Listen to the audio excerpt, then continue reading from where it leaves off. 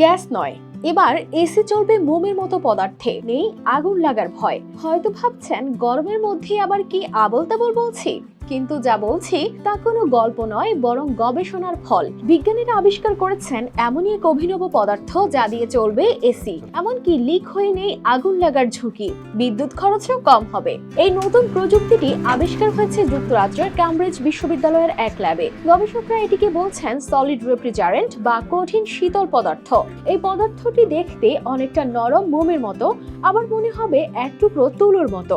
এটি তরল বা গ্যাস নয়, বরং এক ধরনের বিশেষ মিশ্রণ যা কঠিন অবস্থাতেই তাপমাত্রা নিয়ন্ত্রণ করতে পারে। এর কাজ করার পদ্ধতিটা কিছুটা ভিন্ন। সাধারণ এসি বা ফ্রিজ যেভাবে গ্যাস ব্যবহার করে ঠান্ডা করে, এই পদার্থ সেখানে কোনো গ্যাস ব্যবহার করে না। এর পরিবর্তে যখন এর উপর চাপ দেওয়া হয় তখন এটি তাপ ছাড়ে, আর যখন চাপ কমিয়ে দেওয়া হয় তখন এটি আবার তাপ শোষণ করে নেয়।